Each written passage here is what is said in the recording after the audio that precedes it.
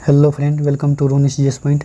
दोस्तों, आज हम यहाँ पे बिहार सचिवालय सहायक का एग्ज़ाम जो सितंबर अक्टूबर में होगा उसको फुल स्ट्रेटजी को देखेंगे, जो कम समय में स्मार्ट वर्क के साथ कैसे एग्ज़ाम निकले। तो दोस्तों चलिए हम देखते हैं, इस संपूर्ण विश्लेषण में देखते हैं जो क्या क्या हमको पढ़ना है और क्या क्या नहीं पढ़ना है और किस विषय से कितना चीज़ पढ़ना है उसको हम अच्छा से देखेंगे। तो दोस्तों हम पहले मैथ का सिलेबस है जिसमें 25 मैथ पूछेगा। इससे पहले दोस्तों ये जो है कुल 150 क्वेश्चन का एग्ज़ाम होगा। 150 क्वेश्चन का एग्ज़ाम होगा जिसमें टोटल मार्क जो होगा वो 600 मार्क का होगा।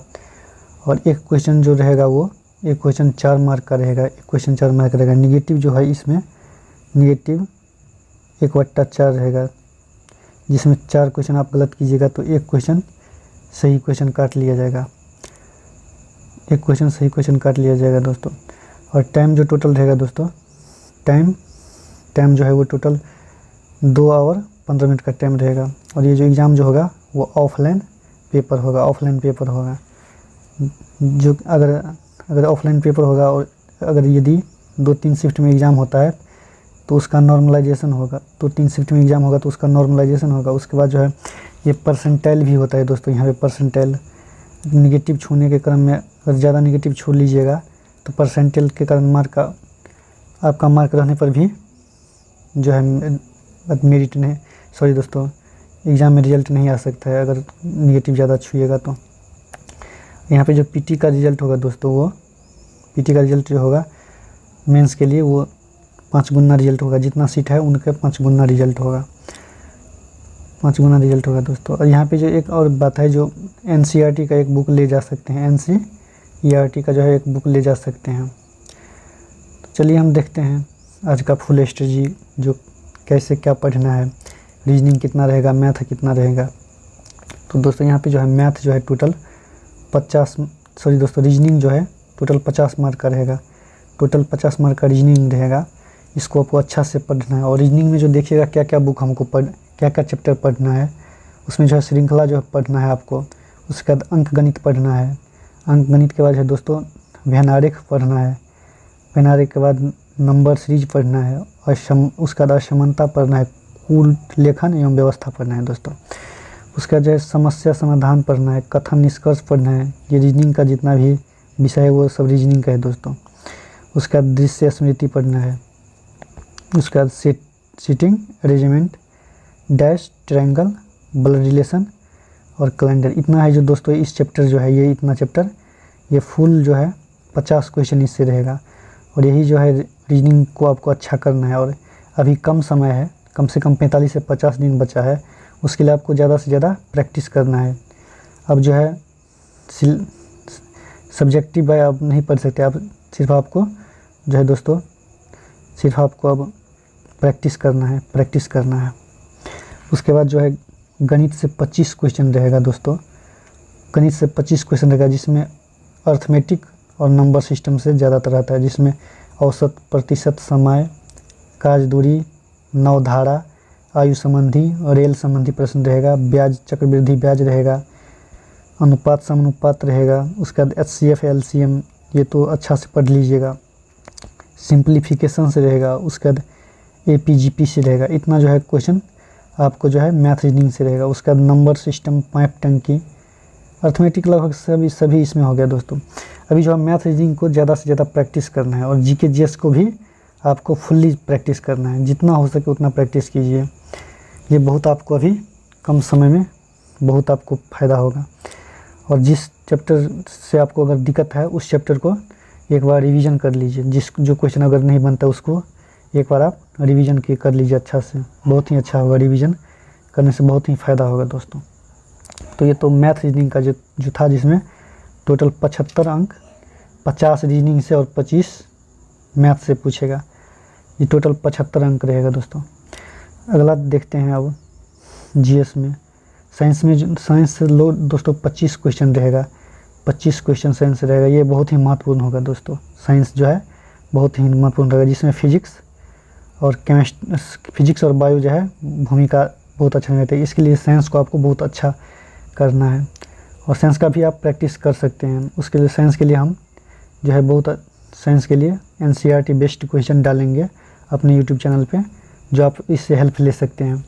बहुत ही अच्छा क्वेश्चन डालेंगे जो आपको आप रिवीजन कर लीजिएगा अच्छा से। इसमें जो है साइंस में आपको फिजिक्स में जो है मापन पढ़ना है, उसके बाद बल एवं गति, ये चैप्टर अभी पढ़ना है दोस्तों। या तो जिस चैप्टर से आपको अगर सब्जेक्टिव में दिक्कत है, क्वेश्चन नहीं बन पाता, उसको सब्जेक्टिव पढ़ लीजिएगा, बाकी को आप ऑब्जेक्टिव प्रैक्टिस करिए। मापन, बल, गति, ऊष्मा, तरंग, प्रकाश, उसके बाद विद्युत धारा पढ़ना है, विद्युत धारा का ध्वनि चैप्टर, दाब चैप्टर पढ़ना है, दाब के बाद संयंत्र चैप्टर पढ़ना है, कार्य ऊर्जा पढ़ना है, शक्ति पढ़ना है, उसके बाद पृष्ठ तनाव पढ़ना है, उसके बाद नाभिकीय भौतिक कुछ पढ़ना है। और भौतिक में जो है बल में जो है जितने भी बल आता है, गुरुत्वाकर्षण बल, उसके बाद लोटनिक बल, घर्षण बल, ये सब जो आता है सब पढ़ लीजिएगा। इसका अब आप ऑब्जेक्टिव प्रैक्टिस कीजिएगा, अभी जितना हो सके उतना ऑब्जेक्टिव प्रैक्टिस कीजिए। जिस चैप्टर से आपको दिक्कत है उस चैप्टर को सब्जेक्टिव देख लीजिएगा। उसके बाद रसायन शास्त्र में बस इतना ही पढ़ना है दोस्तों, सिर्फ 7 चैप्टर को अच्छा से कर लीजिए आराम से। मतलब साइंस से क्वेश्चन फिजिक्स केमिस्ट्री से नहीं होगा, जिसमें परमाणु संरचना है, धातु अधातु है, उसके बाद अम्ल क्षार लवण, अम्ल क्षार लवण के बाद कार्बनिक रासायनिक, इसको अच्छा ठीक कर लीजिए। बहुलक एवं रेशा को ठीक कर लीजिए, उसके बाद ईंधन को ठीक कर लीजिए, उर्वरक को ठीक कर लीजिए और अपमार्जक को ठीक कर लीजिए। इतना चैप्टर को आप केमिस्ट्री में ठीक कर लीजिए दोस्तों, आपको कोई भी क्वेश्चन गलत नहीं होगा। उसका जीव विज्ञान में जो है जीवों का वर्गीकरण पढ़ लीजिए, कोशिका पढ़ लीजिए, सूक्ष्म जीव पढ़ लीजिए। और यहाँ पे जो दोस्तों जीव एवं जीवों से संबंधित रोग जो है सो पढ़ लीजिए। उसके बाद पादप रोग भी पढ़ लीजिए। पादप रोग, इससे क्वेश्चन बराबर आता है पादप रोग से, ये क्वेश्चन कर लीजिए दोस्तों। उसके बाद पोषण संबंधित पढ़ लीजिए, विटामिन पढ़ लीजिए, उसके बाद हार्मोन्स पढ़ लीजिए, ग्रंथि एवं पढ़ लीजिए जिसमें श्वसन तंत्र आता है, ग्रंथि के बाद उत्सर्जन तंत्र पढ़ लीजिए, उसके बाद रक्त परिसंचरण तंत्र पढ़ लीजिए और प्रजनन तंत्र एवं तंत्रिका तंत्र। इतना चैप्टर आप बायोलॉजी में पढ़ लीजिए, वादा करते हैं एक भी क्वेश्चन आपको गलत नहीं होगा, एक भी क्वेश्चन आपको छूटेगा नहीं सचिवालय सहायक में। ये बहुत ही इंपॉर्टेंट चैप्टर है, जितना भी बता रहे हैं ये बहुत ही इंपॉर्टेंट चैप्टर बता रहे हैं दोस्तों। ये साइंस के लिए बेहद ही महत्वपूर्ण पॉइंट है। इतना अगर आप कर लेते हैं तो आपको एक भी क्वेश्चन एग्जाम में छूटने वाला नहीं है, ये हम वादा करते हैं आपसे। और इन सभी चैप्टर का क्वेश्चन एनसीईआरटी बेस्ड क्वेश्चन हम ऑब्जेक्टिव आपको प्रैक्टिस कराएंगे अपने चैनल पे, जो आप यहाँ पे हेल्प ले सकते हैं। उसका है इतिहास में जीके जीएस का भी, जीके जीएस, और यहाँ जीके से जो है दोस्तों यहाँ 50 क्वेश्चन पूछेगा, GK plus current affairs, GK plus current से 50 क्वेश्चन लगभग रहेगा। तो जीके को भी आपको बहुत अच्छा करना होगा। तो जीके में देखिए प्राचीन इतिहास में कौन कौन सा चैप्टर आपको पढ़ना होगा, वो यहाँ पे अच्छा से थोड़ा जान लीजिए। इसमें जो पाषाण काल आपको पढ़ना है, पाषाण काल के बाद सिंधु घाटी सभ्यता पढ़ना है, उसके बाद वैदिक काल पढ़ना है, वैदिक काल के बाद बौद्ध धर्म पढ़ना है, जैन धर्म पढ़ना है, जैन धर्म के बाद महाजनपद पढ़ना है, उसके बाद मौर्य काल पढ़ लीजिए, मौर्य काल के बाद मौर्योत्तर काल पढ़ लीजिए, मौर्योत्तर काल के बाद दोस्तों गुप्त एवं गुप्त उत्तरोत्तर काल पढ़ लीजिए। और उसका दक्षिण भारत पढ़ लीजिए, दक्षिण भारत में चोल, चालुक्य, पल्लव एवं संगम, जितने भी ये वंश है दक्षिण भारत का, वो उसको अच्छा से देख लीजिएगा। और उस समय में जो कला जो था उसको भी देख लीजिए, कला एवं संस्कृति, किस मंदिर का कौन निर्माण किया था। चोल राजा के द्वारा बहुत सारे मंदिर का निर्माण किया गया, जैसे कांचीपुरम का मंदिर हो गया, एलोरा का कैलाश मंदिर हो गया। इन सब को जो दक्षिण भारत में जितना भी मंदिर का निर्माण हुआ था दक्षिण भारत के इतिहास में, उसको अच्छा कर लीजिएगा।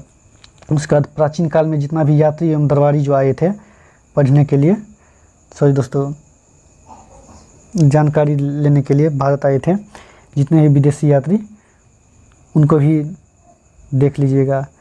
और इन सभी को आपको ऑब्जेक्टिव प्रैक्टिस करना है, ज़्यादा से ज़्यादा ऑब्जेक्टिव प्रैक्टिस करना है। उसके बाद मध्यकालीन भारत में देख लीजिएगा पूर्व मध्यकाल के बाद दिल्ली सल्तनत देख लीजिएगा, दिल्ली सल्तनत के बाद विजयनगर साम्राज्य देख लीजिएगा, विजयनगर साम्राज्य के बाद दोस्तों बहमनी साम्राज्य देख लीजिएगा, बहमनी साम्राज्य के बाद जो है मुगल वंश देख लीजिएगा, मुगल वंश के बाद सूर्य वंश देख लीजिएगा। उसके बाद सिखों का जो कैसे उदय हुआ वो देख लीजिएगा। उसके बाद भक्ति आंदोलन देख लीजिए। भक्ति आंदोलन जो है दोस्तों बहुत ही महत्वपूर्ण है। मध्यकाल में जो है भक्ति आंदोलन वो बहुत ही महत्वपूर्ण है, इसको तो आपको देखना ही देखना है। भक्ति आंदोलन से बहुत बार क्वेश्चन आता है और ये कन्फ्यूजन यहाँ से बहुत क्वेश्चन होता है। रामानुचार्य से, शंकराचार्य से, निम्बार्काचार्य से, इस सब से बराबर क्वेश्चन आता रहता है दोस्तों, इसलिए इसको बहुत ही अच्छा से पढ़ लीजिएगा। उसके बाद सूफी आंदोलन से पढ़ लीजिएगा, सूफी आंदोलन से भी क्वेश्चन आता है। उसके बाद कला संस्कृति पढ़ लीजिएगा। मध्यकाल में जितना भी कला था, अकबर बाबर के समय में, जहांगीर के समय में जितना भी कला हुआ था, कला का विकास हुआ था, उनको अच्छा से पढ़ लीजिएगा। उसके समय में जो दरबारी जितने भी आए थे, दरबारी कवि, उनको भी पढ़ लीजिएगा। उसका यात्रा वृत्तांत, जैसे फिरोज शाह के काल में जो आया था दरबारी कवि सब, यात्रा में फायान, इस सब के बारे में अच्छा से पढ़ लीजिएगा। उसके बाद कश्मीर के इतिहास को अच्छा से देख लीजिएगा। ये बहुत ही महत्वपूर्ण, यहाँ पे महत्वपूर्ण, ये पूरा के पूरे टॉपिक जो है महत्वपूर्ण है दोस्तों। इस टॉपिक का जो जितना भी हम बताए हैं उनको हम PDF के लिंक में दे देंगे। अगर वीडियो इसको अपने PDF के लिंक में दे देंगे, वीडियो के लिंक में PDF दे देंगे, आप लोग देख लीजिएगा अच्छा से और नोट कर लीजिएगा। और इतना ही सब्जेक्ट को आप अच्छा से कर लीजिए, आपका एक भी GS नहीं छूटेगा और मैथ रीजनिंग भी नहीं छूटेगा। अच्छा से इसको कर लीजिएगा। उसका चलिए अगले चैप्टर में हम देखते हैं क्या क्या पढ़ना है। अगले में जो है यहाँ पे आपको पढ़ना होगा आधुनिक भारत में। आधुनिक भारत को देखेंगे तो आधुनिक भारत में आप यूरोपीय आगमन पढ़ लीजिए। यूरोपीय आगमन के बाद, सॉरी दोस्तों एक मिनट,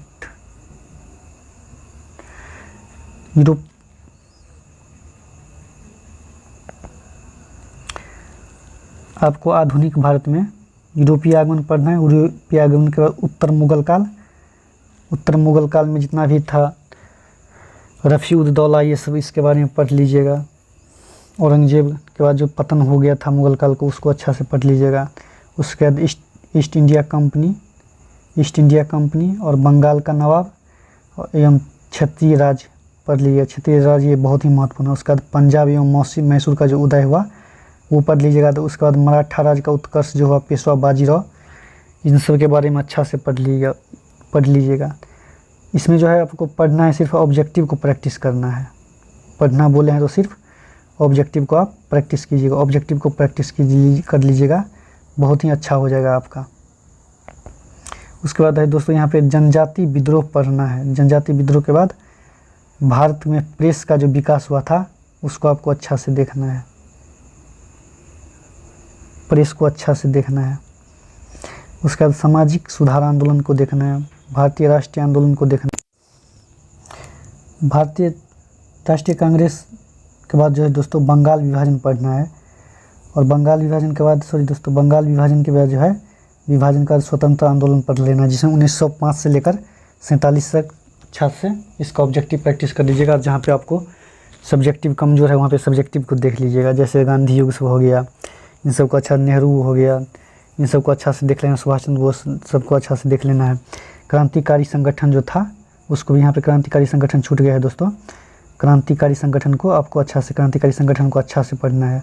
उसके बाद पुस्तक लेखक को पढ़ना है। राष्ट्रीय आंदोलन के समय जितना भी पुस्तक बना था उसको आपको पढ़ना है। उसके बाद अर्थशास्त्र में है जो दोस्तों, अर्थशास्त्र के लिए राष्ट्रीय आय को पढ़ना है। उसके बाद मुद्रा पढ़ना है।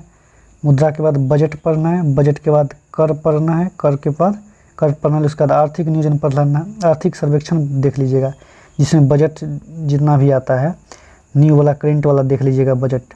उसके बाद पंचवर्षीय योजना को अच्छा से पढ़ना है। पंचवर्षीय योजना के बाद भारतीय एजेंसियाँ जैसे महारत्न कंपनी, मिनी रत्न कंपनी, BPCL जो हो गया, तेल कंपनी, प्राकृतिक गैस कंपनी, जितना भी कंपनी है उसको आपको अच्छा से पढ़ लेना है। उसके बाद अंतर्राष्ट्रीय संगठन को पढ़ना है। अंतर्राष्ट्रीय संगठन में IMF के बारे में पढ़ना है, WHO के बारे में पढ़ना है, WTO के बारे में पढ़ना है। विश्व व्यापार संगठन सब जो जितना भी ये अंतर्राष्ट्रीय संगठन है उसको आपको बहुत ही अच्छा से देख लेना है दोस्तों। यहाँ से क्वेश्चन आता ही आता है, बार बार आता है क्वेश्चन यहाँ से। उसके बाद जो है भूगोल में जो है दोस्तों, भारत और विश्व से तो भारत के पड़ोसी देश से रहेगा दोस्तों, उतना सिलेबस में दिया हुआ है। विश्व से थोड़ा इम्पोर्टेंट वाला जो रहेगा वो रह सकता है। वो चैप्टर सब पढ़ लीजिएगा, जिसमें जितना हम लिखें उतना पढ़ लीजिएगा। जैसे सौरमंडल है, ये इसको पढ़ लीजिए। सौरमंडल के बाद पृथ्वी की गतियाँ के बाद भूकंप, इसको बहुत ही अच्छा से पढ़ना है ज्योग्राफी में, जितना भी बता रहे हैं। उसके बाद ज्वालामुखी पढ़ना है, ज्वालामुखी में वर्ल्ड और इंडिया दोनों को पढ़ना है। चट्टान पढ़ना है, चट्टान के बाद पर्वत पठार में जो है दोस्तों भारत और विश्व दोनों का पढ़ना होगा आपको, भारत और विश्व दोनों को पढ़ना होगा। उसके बाद घाटी और मरुस्थल, ये भी दोनों आपको पढ़ना है। और नदियाँ जो है वो वर्ल्ड और भारत दोनों का पढ़ना है, भारत और वर्ल्ड दोनों का जो है नदियाँ पढ़ना है। नदियाँ के बाद बांध हो गया, बांध होने के बाद जो है जलडमरू पार्ट पढ़ना है, वो भी आपको जलडमरू जो है वर्ल्ड का पढ़ना है। और जल एवं स्थलमंडल पढ़ना है, जल एवं स्थलमंडल का जनजाति आपको पढ़ना है। जनजाति का घास का मैदान पढ़ना है, घास का मैदान के बाद आपको जलप्रपात के बारे में पढ़ना है। जलप्रपात के बाद वर्ल्ड और इंडिया दोनों को पढ़ना है, झील भी वर्ल्ड एवं इंडिया दोनों को पढ़ना है। उसका है दोस्तों यहाँ पे खनिज संसाधन पढ़ लीजिएगा। और खनिज संसाधन का जनगणना आपको पढ़ना है, जनगणना से रहता है एक न एक क्वेश्चन। उसका दोस्तों हम यहाँ पे राज्य व्यवस्था का क्वेश्चन देखेंगे। राज्य व्यवस्था में जो है आपको भारतीय संवैधानिक इतिहास को अच्छा से पढ़ना है। भारतीय शासन अधिनियम जो लिया गया था 1935 दोस्तों, 1935 को जो लिया गया था उसके बारे में पढ़ना है। प्रेस सब उस समय में जो कितना खर्च किया गया था भारतीय शिक्षा पे, उस सब को यहाँ पे भारतीय संविधान के इतिहास में पढ़ना है आपको। उसका उद्देशिका पढ़ लेना है, जो किस देश से कौन सा विदेशी स्रोत लिया गया था संविधान के निर्माण में, उसको उद्देशिका को पढ़ना है। उद्देशिका के बाद संघराज्य क्षेत्र पढ़ना है, संघराज्य क्षेत्र पढ़ना। उसके बाद मौलिक अधिकार को आपको पढ़ना ही पढ़ना है। मौलिक अधिकार के बाद नीति निर्देशक, और नीति निर्देशक के अंतर्गत दोस्तों पंचायती राज को अच्छा से पढ़ लेना है, पंचायती राज से क्वेश्चन रहता है। उसके बाद मौलिक कर्तव्य को देख लेना है। उसके बाद संसद में जितने भी मंत्री परिषद है, लोकसभा, राज्यसभा, राष्ट्रपति, इनसे आपको ऑब्जेक्टिव जितना भी यहाँ पे बता रहे हैं दोस्तों, इस सिर्फ आपको ऑब्जेक्टिव प्रैक्टिस करना है। और जहाँ पे आपको दिक्कत होगा वहाँ पे आप सब्जेक्टिव पढ़ लीजिएगा, जिस चैप्टर से ये मोस्ट इम्पोर्टेंट टॉपिक आपको दिए हुए हैं यहाँ पे। उसके बाद मंत्री परिषद के बाद है दोस्तों ये नगर पालिका पढ़ लीजिएगा एक बार। न्यायपालिका पढ़ लीजिएगा। नगर पालिका तो इधर इसमें पंचायती राज में आ जाएगा, जो कि ये नीति निर्देशक तत्व के अंतर आ जाएगा। यहाँ पे आपको न्यायपालिका पढ़ना है। न्यायपालिका के बाद स्थानीय स्वशासन पढ़ना है। उसके बाद अनुच्छेद को आप इम्पोर्टेंट अनुच्छेद को अच्छा से देख लीजिएगा। इम्पोर्टेंट अनुच्छेद जो है दोस्तों ये UPPCS का घटना चक्र है, उसमें बहुत अच्छा से अनुच्छेद दिया है। फर्स्ट चैप्टर में सिर्फ अनुच्छेद चैप्टर जो है उसको अच्छा से एक बार पढ़ लीजिएगा। उसके बाद अनुसूची पढ़ लीजिएगा। जितना भी हम बोल रहे हैं दोस्तों वो सिर्फ ऑब्जेक्टिव बोल रहे हैं आपको, यहाँ पे सिर्फ ऑब्जेक्टिव आपको पढ़ना है। और दोस्तों ऑब्जेक्टिव के बाद जो है सिर्फ ऑब्जेक्टिव, उसका आपको एक सेट रोज़ रेगुलर प्रैक्टिस करना है दोस्तों, एक सेट रेगुलर प्रैक्टिस करना है। और पर्यावरण विज्ञान को तो यह आजकल बहुत ही महत्वपूर्ण हो गया पर्यावरण को पढ़ना, पर्यावरण से रहता है। इसमें करेंट का भी जोड़ के दे देता है, जो वर्तमान में कहाँ पे क्या हुआ उसको भी पढ़ना है आपको पर्यावरण में तो प्राकृतिक वनस्पति के बारे में पढ़ना है, जिसमें जितना भी गणना किया गया इस साल वनस्पति में कहाँ किस राज्य में कितना वृद्धि हुआ वृक्षारोपण सब में, इसके बारे में बहुत ही हर 2 साल पे डाटा निकलता है, इसको आपको पढ़ना है दोस्तों। उसके बाद बाघ गणना भी पढ़ना है, पर्यावरण में बाघ गणना पढ़ना है। उसका बाद है पर्यावरण एवं सतत विकास, पर्यावरण का कैसे विकास हुआ उसको पढ़ना है। उसके बाद कार्बन चक्र, जल चक्र और पृथ्वी सम्मेलन, रियो डी जेनेरियो में जो पृथ्वी सम्मेलन सब हुआ था, स्कॉटलैंड में सब में जो हुआ था उसके बारे में आपको पढ़ना है। उसके बाद पारिस्थितिकी तंत्र पढ़ना है, जिसमें खाद्य श्रृंखला पढ़ना है, खाद्य श्रृंखला, ऊर्जा प्रभाव पढ़ना है, पिरामिड पढ़ना है। पिरामिड के बाद पारिस्थितिकी आंदोलन, जैसे चिपको आंदोलन ये सब जो हुआ था, नर्मदा बचाओ आंदोलन जो हुआ था, इस सब को आपको अच्छा से देखना है। उसका जो दोस्तों जैव विविधता पढ़ना है। जैव विविधता में आपको ओजोन परत के संरक्षण के बारे में पढ़ना है। उसका जलवायु परिवर्तन के बारे में पढ़ना है, वन्यजीव अभ्यारण्य के बारे में पढ़ना है। और रिजर्व मंडल कहाँ पे कौन सा राष्ट्रीय उद्यान है, राष्ट्रीय उद्यान से रहता है दोस्तों क्वेश्चन। और राष्ट्रीय उद्यान में आपको वो पढ़ना है जो ट्रेंडिंग में जिस राज्य का कोई भी काम होता है उसको देख लीजिए। जैसे अभी जम्मू कश्मीर को जो बना था राज्य लद्दाख और केंद्र शासित प्रदेश लद्दाख और जम्मू कश्मीर, उससे जो है एग्ज़ाम में अभी बराबर एग्ज़ाम में क्वेश्चन आता है। तो जो वहाँ से क्वेश्चन आता ही आता है। जो सब इंस्पेक्टर में भी मेंस में आया था दोस्तों, मेंस में आया था, जो पूछा था राज्य में कौन सा पक्षी अभ्यारण्य है, उसके बारे में पूछा था। उसके बाद प्रदूषण को अच्छा से पढ़ लीजिएगा। और करंट अफेयर्स में जो है दोस्तों, आपको करंट अफेयर्स में जो है प्रतियोगिता दर्पण पढ़ना है। कौन सा?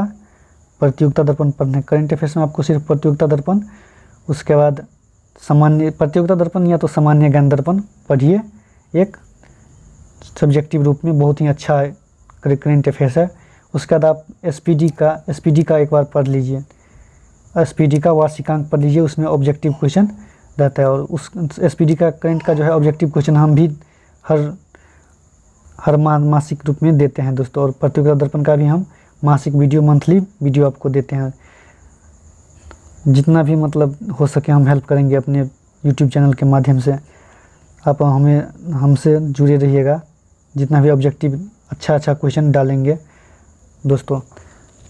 अगर वीडियो अच्छा लगे तो लाइक शेयर सब्सक्राइब जरूर कीजिएगा दोस्तों। और यहाँ पे देखिएगा दोस्तों, जो रीजनिंग का जो यहाँ पे जो एनसीईआरटी का बुक ले जाने का जो देता है, चाहे मैथ के लिए, साइंस के लिए, किसी भी के लिए ले जाते हैं, ये विद्यार्थी को कन्फ्यूजन करने के लिए देता है। तो आप पे निर्भर करते हैं जो आप ले जाना चाहते हैं या नहीं। तो इतना आज का सेशन समाप्त हुआ दोस्तों। अगर वीडियो अच्छा लगे तो लाइक शेयर सब्सक्राइब जरूर कीजिएगा। अगर चैनल पे नए हैं तो चैनल को सब्सक्राइब कर ही दीजिएगा और बेल आइकन को दबा दीजिएगा। थैंक यू दोस्तों।